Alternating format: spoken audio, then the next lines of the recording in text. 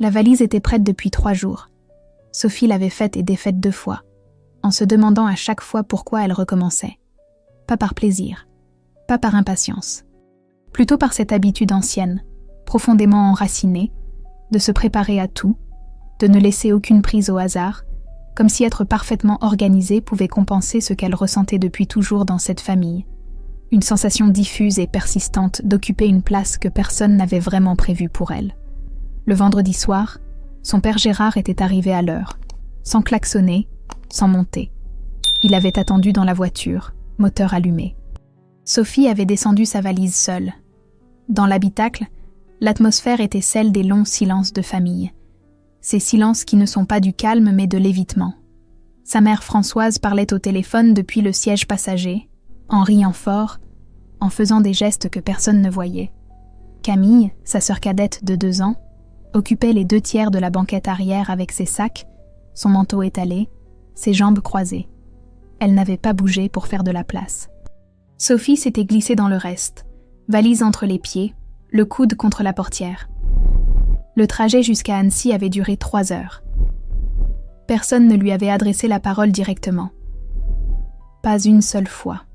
Elle avait regardé défiler les panneaux autoroutiers, les zones commerciales, les entrées de ville qu'elle ne connaissait pas, et elle s'était dit ce qu'elle se disait souvent depuis quelques années, une pensée simple et étrange à la fois. Je suis adulte, j'ai 31 ans, j'ai un appartement à moi, des clients qui me font confiance, une vie que j'ai construite morceau par morceau, et pourtant, dans cette voiture, je redeviens immédiatement la fille dont la place n'est jamais tout à Beauna. Fait assurer. À la réception de l'hôtel, les lumières étaient douces, le sol en marbre clair, le personnel souriant avec cette efficacité propre aux établissements qui ont l'habitude des familles en week-end. Françoise avait donné le nom. L'employé avait cherché encore. Puis elle avait levé les yeux avec ce regard professionnel qui s'efforce de ne rien trahir, et elle avait dit, posément, « Je suis désolée, madame. Nous n'avons aucune réservation à ce nom pour ce soir. » Sophie avait tourné la tête vers ses parents. Gérard regardait le sol. Françoise ajustait la bandoulière de son sac, les yeux ailleurs, nulle part en particulier. 3 secondes, peut-être 4. Puis la voix de Camille, légère comme si elle commentait la météo. « On a réservé pour la vraie famille, pas pour les parasites. » Elle avait dit ça en souriant. Pas méchamment, ou du moins c'est ce qu'on aurait pu croire de loin. Mais Sophie connaissait ce sourire depuis l'enfance. Elle savait exactement ce qu'il contenait. Elle avait pris une grande inspiration, lentement, sans que personne ne le remarque. Puis elle avait souri à son tour. Un sourire différent. Un sourire qui n'avait rien à demander, rien à prouver, rien à défendre. Un sourire qu'elle ne s'était encore jamais autorisé dans cette famille, et qui lui venait ce soir-là avec une facilité qui l'étonna elle-même. « Parfait, » dit-elle. « Je rentre chez moi. » Elle reprit sa valise. Elle sortit de l'hôtel sans se retourner. L'air du soir était frais. Il sentait le lac et l'asphalte mouillé. Elle marcha vers la gare d'un pas régulier, sans courir, sans traîner, comme quelqu'un qui sait exactement où il va. Son téléphone commença à sonner dans sa poche. 1 fois, 5 fois, 10 fois. Elle ne décrocha pas. À la gare, elle acheta un billet pour Lyon, s'assit sur un banc en bois sous les néons blanchâtres du hall et laissa les appels continuer jusqu'à 20. Elle les compta sans y penser, machinalement, comme on compte les voitures d'un train qui passe. Puis, les appels s'arrêtèrent, et un message arriva. Elle le regarda apparaître sur l'écran, le nom de l'expéditeur d'abord, qui n'était celui d'aucune des personnes qu'elle attendait. Puis les premiers mots, qui ne ressemblaient à rien de ce qu'elle aurait pu imaginer. Son train était annoncé sur le quai numéro 3. Elle se leva, valise à la main, téléphone dans l'autre, et resta immobile une seconde entière. Ce message allait tout changer. Elle ne le savait pas encore. Le train quitta la gare d'Annecy à 22h17. Sophie avait choisi une place côté fenêtre, dans une voiture presque vide, avec la valise posée sur le siège à côté d'elle, comme une présence silencieuse. Les lumières de la ville disparurent rapidement, avalées par le noir de la campagne, et il ne resta bientôt plus que son propre reflet dans la vitre, flou et immobile, qui la regardait sans rien dire. Elle posa le téléphone sur la tablette devant elle. Elle le regarda pendant une longue minute sans y toucher. 20 appels manqués, tous de sa mère, sauf les 2 derniers, qui étaient de Camille. Aucun de son père. Cela ne la surprit pas. Gérard n'appelait jamais dans ces moments-là. Il attendait que les choses se règlent d'elles-mêmes. Ou plutôt, il attendait que Sophie cède, revienne, sourie, et permette à tout le monde de faire comme si rien ne s'était passé. C'était le rôle qu'on lui avait attribué depuis l'enfance, sans jamais le lui demander explicitement. Absorber, pardonner, recommencer. Ce soir, elle n'avait pas décroché. Et maintenant, il y avait ce message. D'un expéditeur qu'elle n'avait pas vu depuis 17 ans. Henri Arnaud, son oncle, le frère de son père. L'homme dont on ne prononçait le nom dans la famille que pour dire qu'il avait tout compliqué, qu'il était impossible, qu'il avait toujours eu des idées de travers. Sophie elle-même ne gardait de lui qu'une image fragmentaire. Un homme aux épaules larges qui sentait le café froid, qui lui avait offert pour ses 12 ans un atlas du monde en lui disant « Parce que tout ce qui existe mérite d'être regardé de près ». Elle ouvrit le message. « Sophie, je sais ce qui s'est passé ce soir. Je sais aussi des choses que tu ignores depuis trop longtemps. On doit se parler, pas par téléphone. » Elle lut le message 2 fois, puis une 3e. Par la fenêtre, un village traversé à toute vitesse, quelques fenêtres éclairées, des vies ordinaires derrière des murs qu'elle ne verrait jamais de l'intérieur. Elle pensa à sa propre vie, à son appartement rue de la Guillotière, à la lumière particulière du matin qui entrait par les fenêtres du salon quand elle travaillait tôt. Elle pensa à la première fois qu'un client lui avait dit que son travail avait changé quelque chose pour lui, vraiment changé, et à la fierté discrète qu'elle s'était autorisée ce soir-là, seule avec un verre de blanc et la satisfaction tranquille d'avoir construit quelque chose qui tenait debout. Elle pensa aussi à d'autres choses, des choses plus anciennes.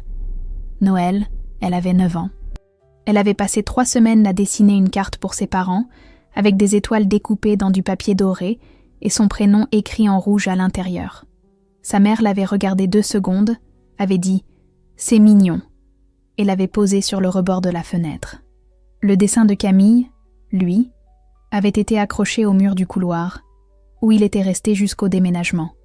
Son baccalauréat, avec mention. Sa mère avait dit « C'est bien », en reposant la lettre sur la table de la cuisine. 2 semaines plus tard, Camille avait eu 12 au brevet des collèges, et il y avait eu un dîner, des fleurs, un gâteau avec son prénom dessus. Sophie ne gardait pas ses souvenirs par amertume. Elle les gardait parce qu'ils étaient vrais. Pendant très longtemps, elle avait cherché des explications qui la protégeaient. Ma mère était fatiguée, toutes les familles sont imparfaites, avant de comprendre que les effacer ne les faisait pas disparaître. Ils restaient là, posés au fond d'elle, tranquillement, comme des pierres au fond d'une rivière. Le train ralentit à l'approche d'une gare intermédiaire. Sophie prit son téléphone et écrivit à Henri. « Demain matin. Dis-moi où ?» Elle envoya le message avant de pouvoir changer d'avis. La réponse arriva en moins d'1 minute. Une adresse dans le 7e arrondissement de Lyon et un horaire, 9 heures, avec un seul mot ajouté à la fin. « Merci ».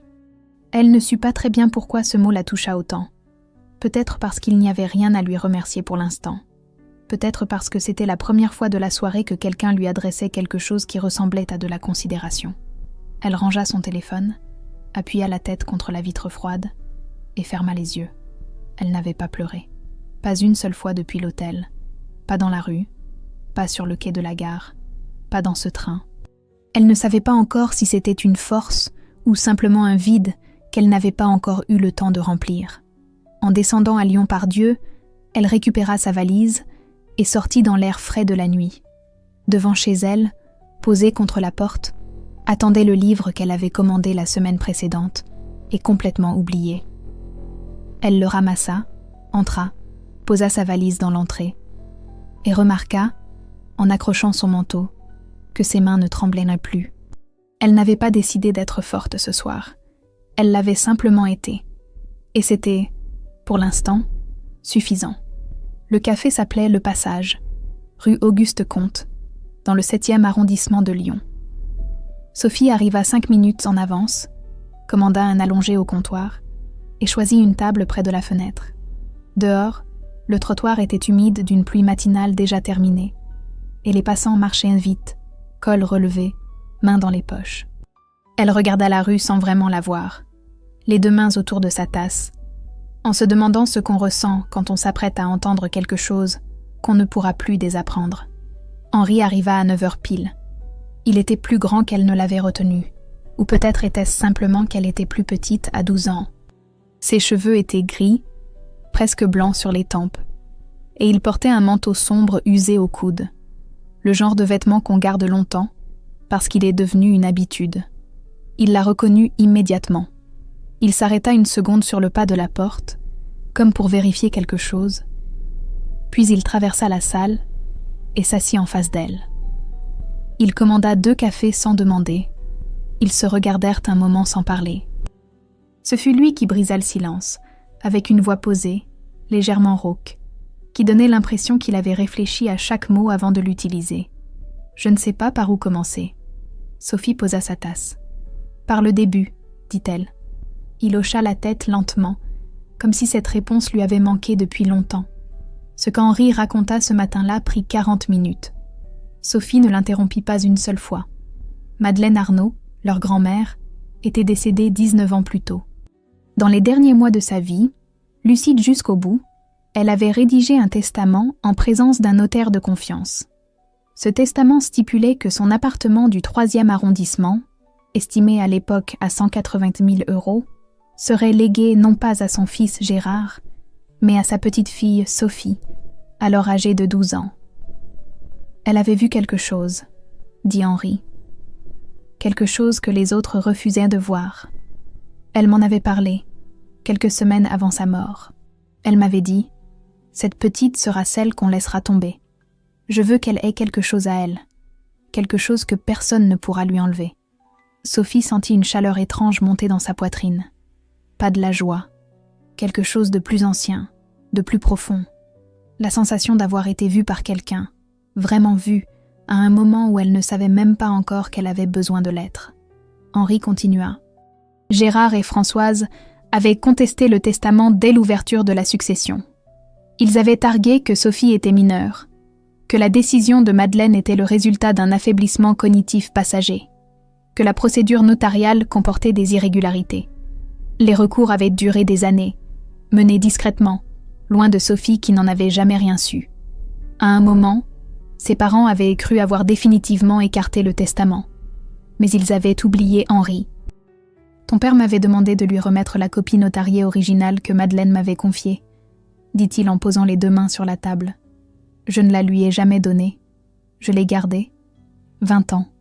Il sortit une enveloppe épaisse, de papier crème légèrement jaunie, et la posa entre eux sur la table sans geste théâtral. Simplement là.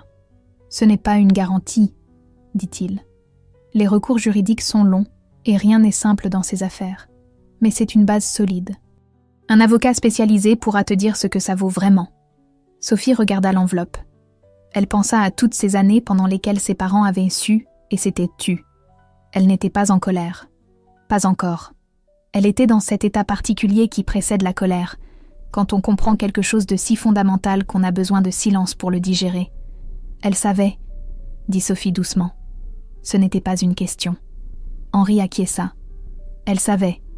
Un silence passa. Dehors, la rue s'animait. La vie ordinaire continuait, imperméable aux révélations. Henri prit sa tasse, la tint un moment sans boire, et dit « Il y a autre chose ». Sophie leva les yeux vers lui. Il plongea la main dans la même poche et posa sur la table, à côté de l'enveloppe, un objet plus petit. Une lettre, celle-là, sous enveloppe blanche, fermée, avec juste un prénom écrit dessus à l'encre bleue, d'une écriture fine et légèrement penchée. Sophie. Elle te l'a écrite avant de mourir, dit Henri. Je ne l'ai pas ouverte. Je t'attendais pour te la donner. Sophie regarda la lettre longtemps, sans la toucher.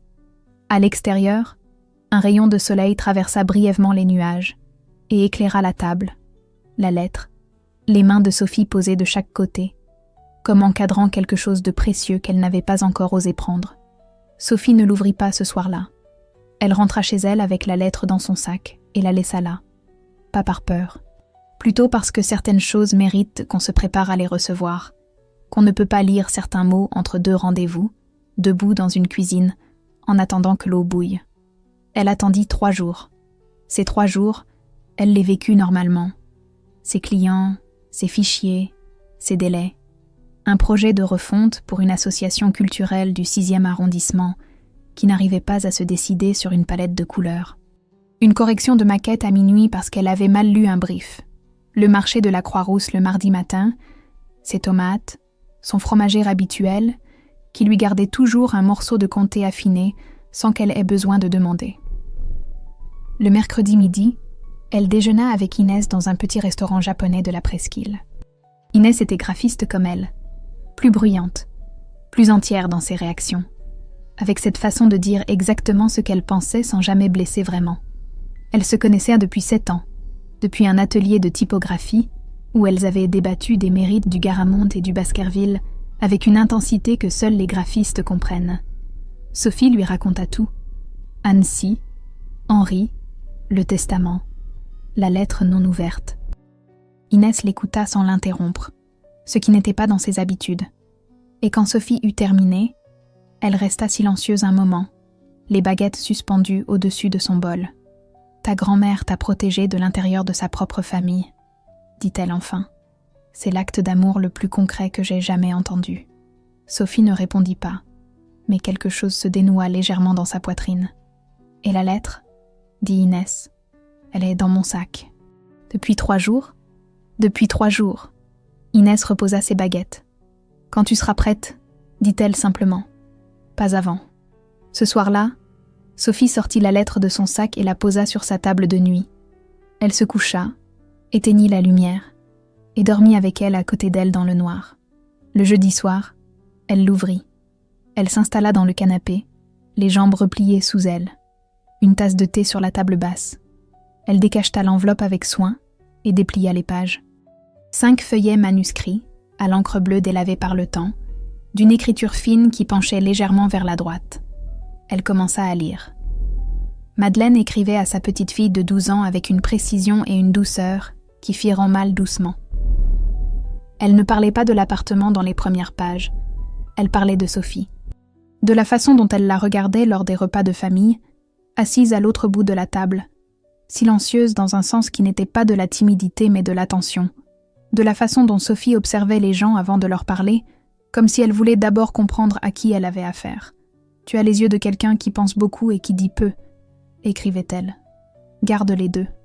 Ne laisse personne te convaincre que l'un vaut moins que l'autre. » Elle parlait aussi d'elle-même, de sa propre vie, mariée à 19 ans à un homme qu'elle avait appris à respecter, sans jamais tout à fait apprendre à exister à côté de lui.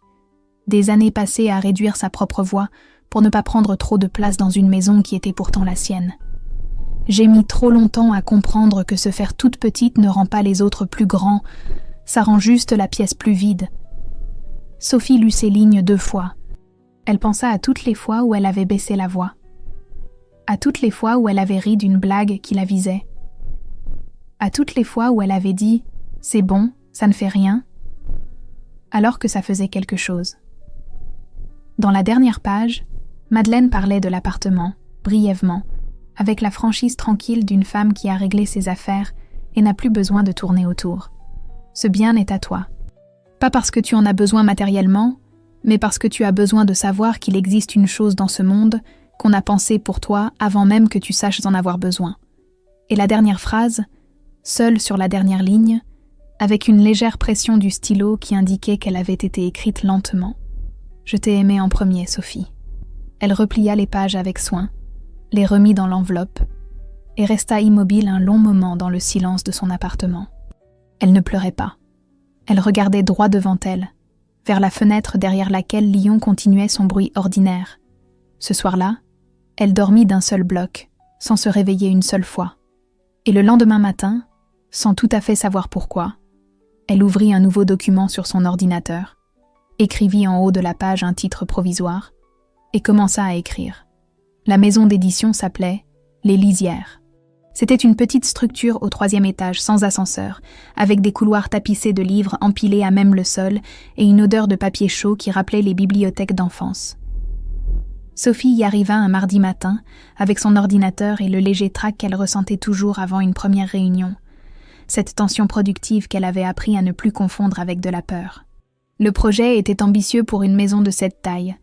refonte complète de l'identité visuelle, nouvelle couverture pour toute la collection, charte graphique à bâtir de zéro. Le genre de commande qui prenait 6 mois et qui, si elle était bien menée, pouvait transformer la façon dont un lecteur perçoit un livre avant même de l'avoir ouvert. On la fit entrer dans une salle de réunion dont la fenêtre donnait sur les toits du Vieux Lyon. Alexandre arriva 2 minutes après elle. Il était grand, les épaules légèrement voûtées de quelqu'un qui passe beaucoup de temps à lire, avec des lunettes fines posées bas sur le nez. Il tenait une tasse de café et un manuscrit à noter, posa les deux sur la table avant de lui tendre la main. Alexandre Moreau, directeur éditorial, bienvenue chez nous. Sophie, graphiste. Il sourit légèrement, comme si la brièveté de la réponse lui avait plu. La réunion dura 2 heures. Sophie présenta ses premières pistes, ses références visuelles, ses questions sur la ligne éditoriale. Alexandre répondit avec précision, sans jargon inutile. Quand il n'était pas d'accord, il le disait directement, sans détour, mais sans rudesse non plus. Je ne pense pas que ça serve le livre. Mais montrez-moi pourquoi je me trompe. Sophie aimait les gens qui disaient exactement ce qu'ils pensaient. À la fin de la réunion, alors qu'elle remballait son matériel, il prit la dernière maquette qu'elle avait présentée, une couverture de test, sobre, avec une typographie travaillée et une illustration géométrique en teinte sourde, et la regarda un long moment sans parler. Puis il dit « C'est la première fois qu'une couverture me donne envie de lire un livre que j'ai moi-même publié. » Sophie s'arrêta. « C'est un compliment ou un aveu ?»« Les deux, » dit-il. « Et c'est assez rare pour que je le mentionne. » Elle rentra chez elle avec le sentiment d'avoir été vue dans son travail, vraiment vue par quelqu'un qui savait ce qu'une couverture devait faire et qui avait l'honnêteté de le dire. Le lendemain, par hasard, ou du moins c'est ce qu'elle se dit sur le moment, elle le retrouva dans une librairie du Vieux Lyon, debout devant le même rayon de littérature contemporaine, un livre à la main qu'il n'avait manifestement pas encore décidé d'acheter. Il leva les yeux, la vit, et rit doucement. « Je cherche des références, » dit-il. « Et vous ?»« Pareil, » dit-elle. « Mais je ne sais pas encore pourquoi. » Ils ressortirent ensemble sans avoir rien acheté et s'assirent dans un café de la place Neuve-Saint-Jean. Le premier café dura 40 minutes. Le deuxième, que personne ne proposa vraiment mais que tous les deux commandèrent, dura 1 heure de plus. Il lui parla d'un projet qui lui tenait à cœur depuis plusieurs années, un recueil de récits vrais sur les familles disloquées. Pas de la sociologie, pas de la théorie. Des voix ordinaires, des gens qui avaient grandi dans des configurations familiales complexes et qui en avaient fait quelque chose. Pas nécessairement quelque chose de grand, parfois juste quelque chose d'honnête.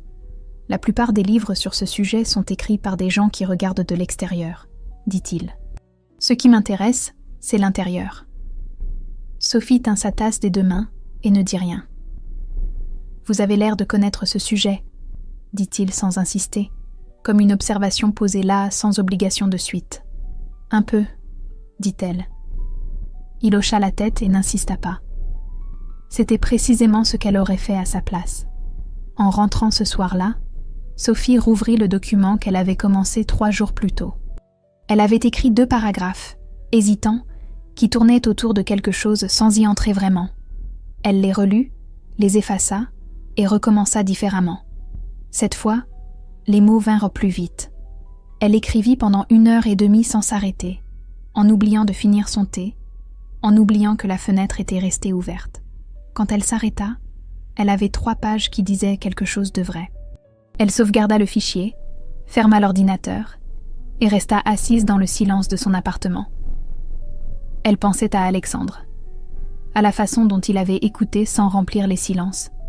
Elle pensa aussi à Madeleine, à la lettre, aux 5 pages d'encre bleue.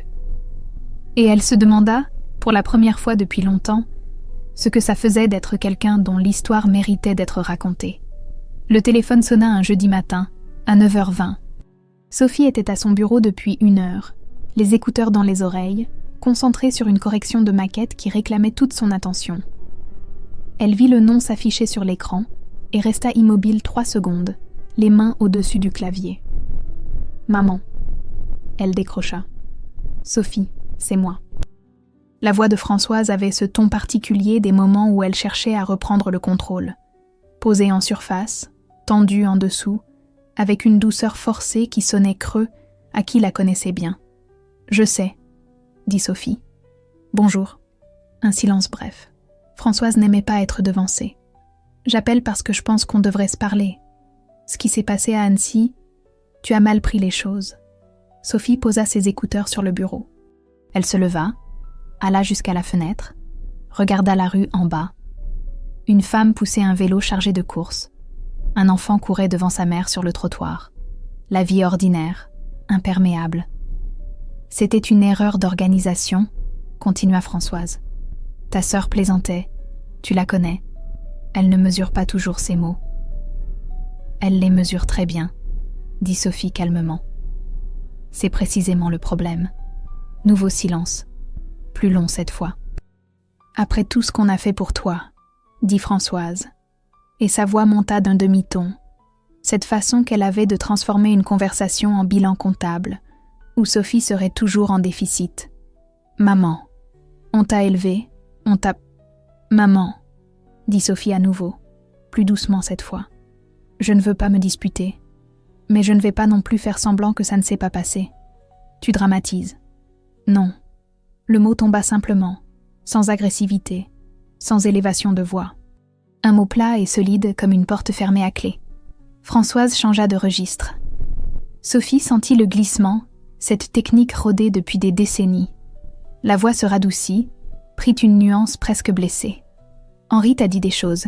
Je sais qu'il t'a contacté. Sophie ne répondit pas immédiatement. Elle regardait toujours la rue, les mains dans les poches de son pull. Je sais ce qu'il t'a raconté, continua Françoise. Et je veux que tu saches que c'est beaucoup plus compliqué que ce qu'il t'a présenté. Ta grand-mère n'était plus tout à fait elle-même à la fin. Henri a toujours eu ses propres intérêts dans cette histoire. Je t'aime, maman, dit Sophie. Silence.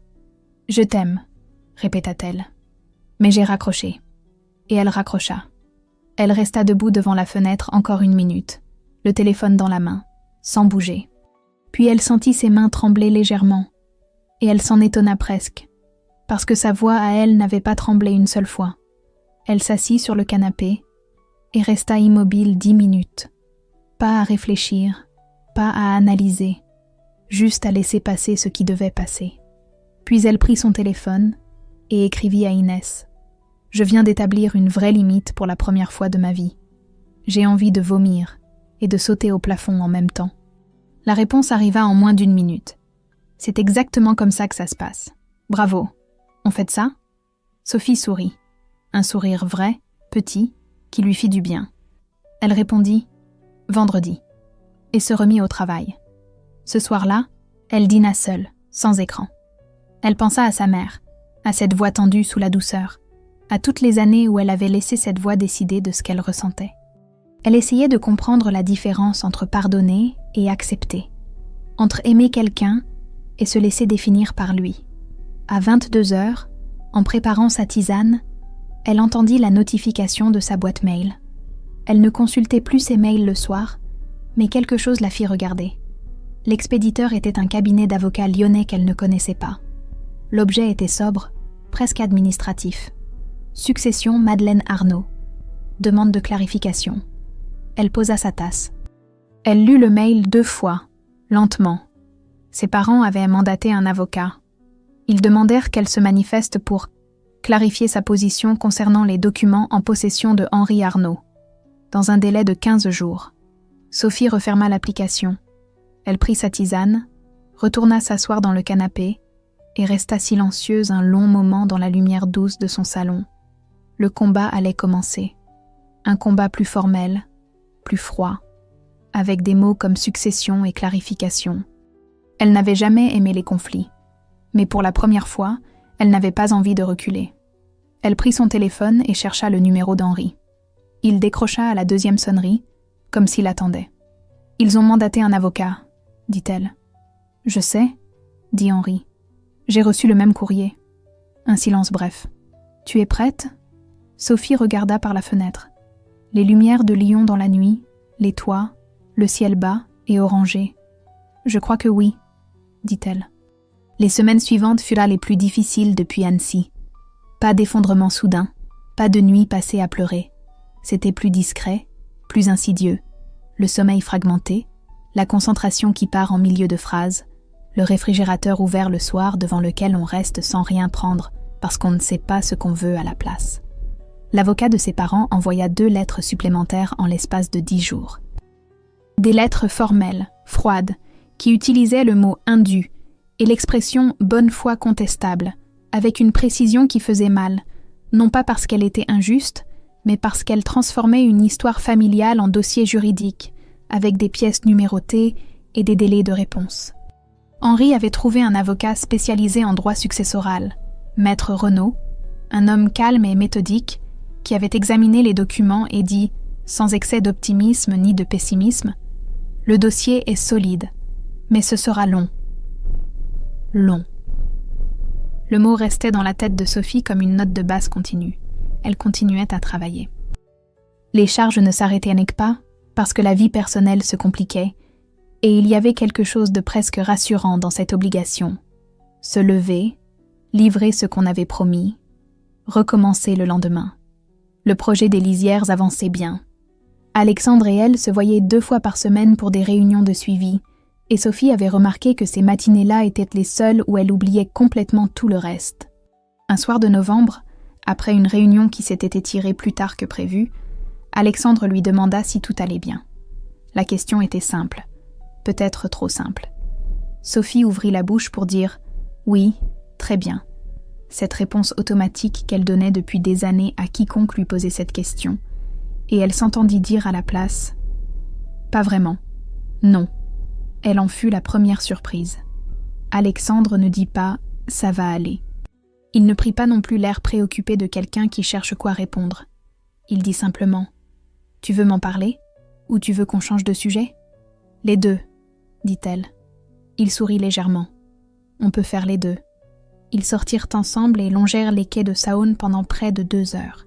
L'air était froid, le fleuve noir et lent sous les lumières des quais, et ils marchaient à un rythme accordé, sans se presser, avec cette facilité qui s'installe entre 2 personnes quand elles ont décidé, sans se le dire, de ne pas jouer de rôle. Sophie lui parla. Pas de tout, pas dans l'ordre, mais assez. La famille, Annecy, le testament, les lettres de l'avocat. Elle parla sans chercher sa pitié et sans minimiser non plus, avec cette précision tranquille qu'on trouve parfois quand on a déjà beaucoup réfléchi à quelque chose et qu'on n'a plus besoin de le défendre. Alexandre écouta sans l'interrompre, sans hocher la tête à intervalles réguliers pour signifier qu'il suivait, sans ces petits sons approbateurs qui signifient surtout qu'on attend son tour de parler. Il écouta vraiment, les mains dans les poches, les yeux sur le fleuve ou sur elle selon les moments. Quand elle eut fini, il resta silencieux un instant, puis dit « Ma mère m'a dit une fois que la famille c'est sacré. J'ai mis longtemps à comprendre que ça ne veut rien dire si personne ne le prouve. » Sophie ne répondit pas, mais elle sentit quelque chose se desserrer doucement dans sa poitrine, comme un nœud qu'on n'avait pas remarqué jusqu'à ce qu'il lâche. Ils s'arrêtèrent un moment sur un pont, accoudés au parapet, à regarder l'eau en dessous. La ville faisait son bruit habituel, lointain et continu. « Tu tiens debout ?» dit-il. « C'est plus rare qu'on ne le croit. Je ne sais pas si c'est du courage, » dit-elle. « Parfois, j'ai juste l'impression de ne pas avoir d'autre option. C'est souvent comme ça que ça commence, » dit-il. En rentrant chez elle ce soir-là, Sophie trouva dans sa boîte aux lettres une enveloppe sans expéditeur. Pas de nom, pas d'adresse de retour. Son prénom écrit à la main sur le devant, d'une écriture qu'elle ne reconnut pas. Elle l'ouvrit debout dans l'entrée, sous la lumière froide du couloir. À l'intérieur, une photographie en noir et blanc, petite, légèrement cornée. Une femme jeune, debout devant une fenêtre, qui tenait un nourrisson contre elle et regardait l'objectif avec une expression qu'on aurait su nommer précisément. Pas tout à fait un sourire, quelque chose de plus intérieur que ça. Sophie retourna la photo. Au dos, une adresse dans le 3e arrondissement de Lyon, écrite au crayon. Et 2 mots, seuls, sans explication. Elle t'attendait. Sophie regarda la photo une longue minute sous la lumière du couloir. La femme tenait le nourrisson avec une assurance tranquille, le regard vers l'objectif sans sourire forcé, sans pause. Il y avait dans cette image quelque chose de très ordinaire, et en même temps de très précis, comme une photo prise pour se souvenir d'un moment exact, d'une certitude qu'on voulait garder. Sophie ne reconnut pas la femme. Mais quelque chose dans la façon dont elle tenait cet enfant lui fit penser à la lettre, aux 5 pages d'encre bleue, à cette phrase finale écrite lentement. « Je t'ai aimé en premier ». Le lendemain matin, elle appela Alexandre. « J'ai besoin d'aller quelque part », dit-elle. « Et je préfère ne pas y aller seule. » Il ne demanda pas pourquoi. Il dit simplement « Dis-moi l'heure ». L'adresse les conduisit dans une rue calme du 3e arrondissement. Une vieille copropriété, interphone en cuivre patiné, lourde porte en bois. L'escalier en pierre était usé au centre par des décennies de passage, et l'air sentait la pierre froide et le bois ancien, cette odeur des immeubles lyonnais qui ont traversé plusieurs siècles sans chercher à le cacher. Ils montèrent au 2e étage. Sophie sonna à la porte du fond du palier. Un long silence, puis des pas lents, et la porte s'ouvrit sur une femme très âgée, petite, les cheveux blancs relevés avec soin, qui les regarda d'abord avec la prudence tranquille de quelqu'un qui a appris à ne pas ouvrir sa porte trop vite, puis avec autre chose, une reconnaissance, presque, comme si elle avait attendu cette visite sans savoir exactement quand elle viendrait. « Vous êtes Sophie », dit-elle. Ce n'était pas une question. « Oui », dit Sophie. « Vous connaissiez ma grand-mère, Louisette Pernay », dit la vieille femme en s'effaçant pour les laisser entrer. « Entrez. Je vous attendais depuis un moment. » L'appartement était petit, encombré de livres et de plantes, avec une fenêtre qui donnait sur une cour intérieure plantée d'un tilleul. Louisette les installa dans le salon, disparut un moment en cuisine, et revint avec du thé et des biscuits posés sur un plateau en émail bleu. Elle parla de Madeleine avec la précision douce de quelqu'un qui a rangé ses souvenirs et sait où chaque chose est posée. Voisines de palier pendant 40 ans, elles avaient partagé des dimanches, des repas, des silences. Louisette connaissait la famille Arnaud, comme on connaît le fond d'une histoire entendue raconter longtemps. « Elle parlait souvent de vous », dit Louisette en regardant Sophie. Elle disait « Ma petite Sophie a les yeux de quelqu'un qui comprend les choses avant qu'on les lui explique. » Sophie sentit quelque chose se contracter doucement dans sa gorge. « Elle vous a laissé quelque chose », continua Louisette. « Elle me l'avait confié il y a plusieurs années, en me disant de le garder jusqu'à ce que vous veniez. Elle était certaine que vous viendriez un jour. » Elle se leva, alla jusqu'à une commode dans le couloir, et revint avec une boîte en carton de taille modeste, fermée par un élastique jauni. À l'intérieur, Sophie trouva plusieurs carnets à couverture noire, quelques factures anciennes, et sous tout cela, une enveloppe épaisse portant le cachet d'un étude notariale. Henri ne savait pas que ce document existait. Maître Renaud, quand Sophie l'appela le soir même, choisit ses mots avec le calme d'un homme habitué aux bonnes nouvelles imprévues. C'est une déclaration notariale complémentaire. Elle consolide considérablement votre position. Je ne dis pas que c'est terminé, mais je dis que c'est nettement plus solide. Sophie raccrocha et resta immobile dans son salon. Elle pensa à Madeleine, à cette femme qui avait préparé les choses avec une patience et une discrétion que personne dans la famille n'avait jamais soupçonnées. Qui avait confié un document à une voisine, une photo à quelqu'un d'autre, une lettre à Henri, comme si elle avait semé des pierres blanches sur un chemin que Sophie devrait traverser seule, mais pas sans repère. Quand elle revint dans le salon après l'appel, Alexandre était encore là, assis dans le fauteuil près de la fenêtre, les coudes sur les genoux, silencieux. Louisette avait refait du thé. Sophie s'assit, prit sa tasse et dit « Elle avait tout prévu. »« Oui », dit Louisette simplement. C'était son genre.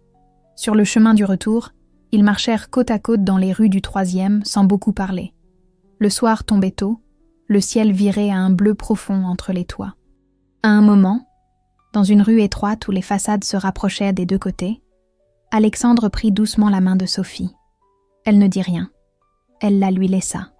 Et ils continuèrent à marcher comme ça, dans le froid tranquille de novembre, avec cette ville autour d'eux qui n'avait rien remarqué, et qui continuait son bruit ordinaire, indifférente et belle. Novembre passa. Décembre aussi. L'affaire fut réglée en janvier, par médiation. Sophie obtint une compensation financière équitable et la reconnaissance formelle de la volonté testamentaire de Madeleine. Ce n'était pas la victoire que les films auraient mal mise en scène. C'était quelque chose de plus réel, une vérité établie par écrit, signée, datée, irrévocable. En sortant du cabinet, elle ne célébra pas. Elle marcha jusqu'au métro, rentra chez elle, se fit un café et s'assit un long moment à sa table de travail sans rien faire de particulier. Le lendemain matin, elle prit le tram jusqu'au cimetière de la Guillotière. Elle trouva la tombe de Madeleine dans une allée calme, sous un platane aux branches nues contre le ciel blanc de janvier. La tombe était simple, la pierre grise, avec juste le nom et les dates. Sophie posa une anémone bordeaux contre la pierre.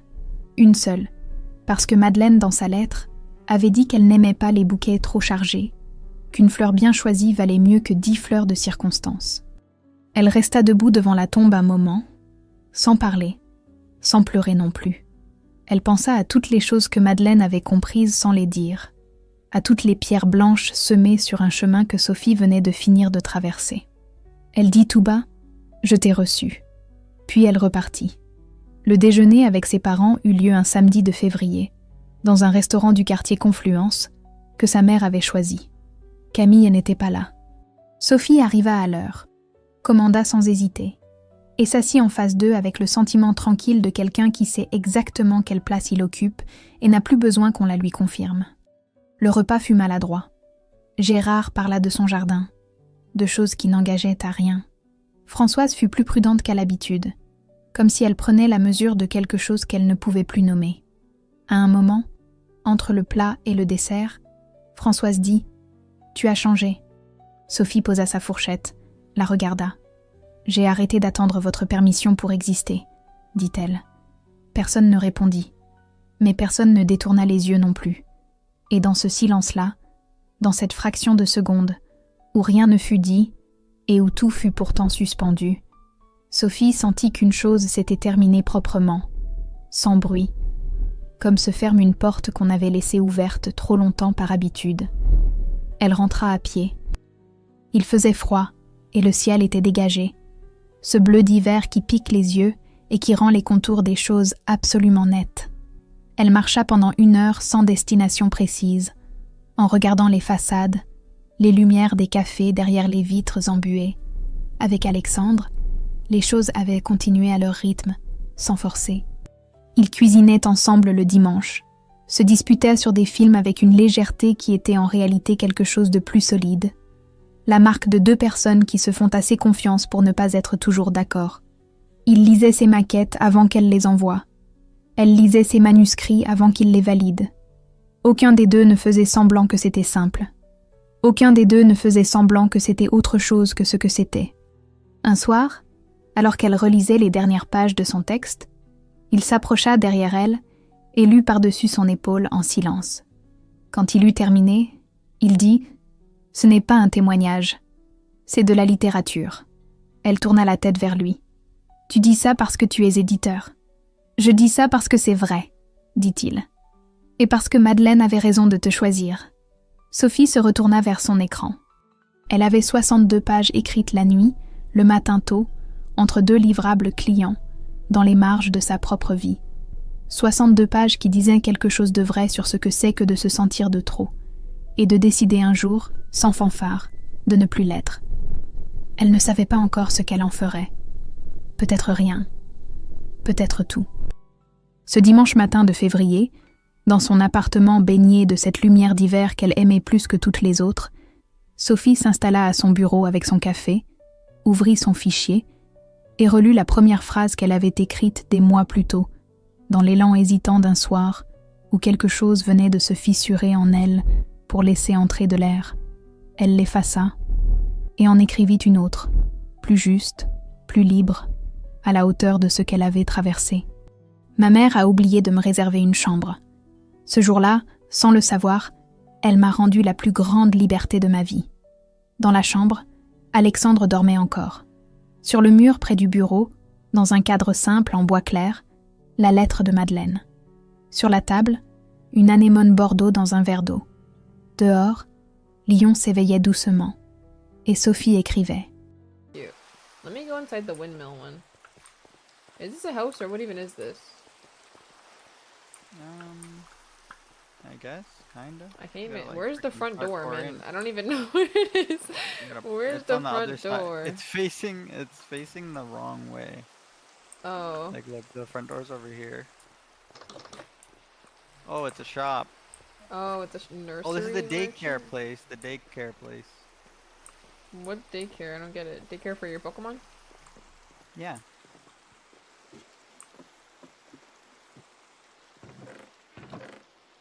Okay. Then yeah, I want that one, I think. I'm gonna take the other one. This one, right beside the daycare. I like how we were like, let's go mining. I found my new We home had to go instead. mining Yeah, honestly, you might have gotten like the best house. I think so. It's actually pretty big. They got so many statues and stuff here.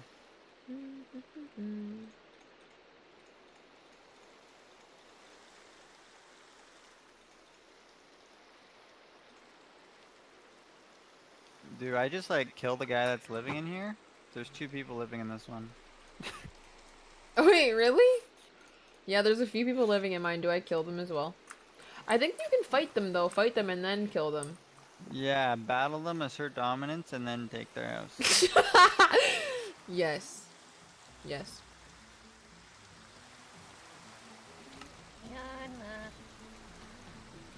That's why it seems like it was just like an evil, or not evil, like an equal battle between 2 people, and Yeah. winner takes the house. Mm-hmm. Dang, did you get the one with the flat screen in it? Yeah, I did. Bruh, not a single other place got a flat screen. We'll probably find another one. I think this is not gonna be the only. This cannot be like the only like highly evolved village, right? Like there's gotta be more. But we have. This is like the what, the 4th village we've seen. Yeah, but Maybe. this is like by far the like craziest, like nicest one. Like by far. Yeah, it is really nice. That's why it's my new home. I want to go check out the rest of the place. And they got See like other biomes are freaking nearby and stuff. Abercorn.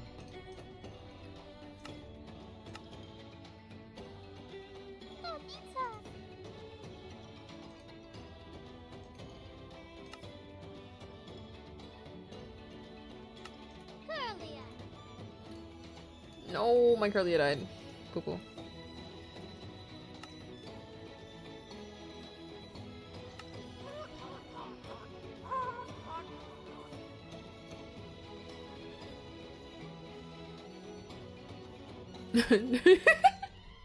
You guys are supposed to mine? Yeah, that was the original plan, but then I found this nice new digs. Like, look how nice this is though. Like, this is so nice.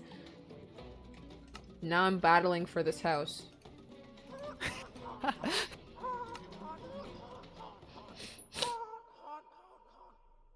This looks like what Pokemon should have turned into for real. I'm saying. Literally, I'm saying. Oh, my hunter died. Dang, bro. Go back to my trophies.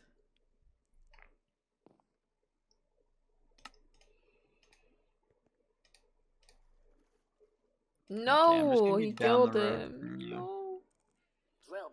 I'm gonna have a waterfront view. That's what I'm doing. Waterfront view. Mhm. Okay, I like that. Bro, he's killing all my Pokemon. I don't think I'm gonna make out this live. I just have my Gothita and Eevee. Oh killing all your no, Pokemon? he's level 46, dude. He's not even. Bruh. He just one-shotted my Gothita. Ah man, I'm still gonna Rest take your in house, bro. peace. You're not gonna get that.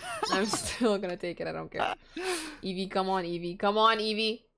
Bro, he did 10 damage. Oh my god. That's so funny. My Eevee is weak as shit. Okay, try a tail whip. Come on, Eevee. Come on. Eevee got fucking shit on.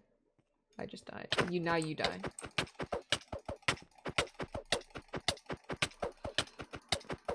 Damn, he's taking a really long time to kill. Oh, there we go. You just seen nothing. Back up. Or you're next. Back the fuck up. Drill burr. Wait, where is the...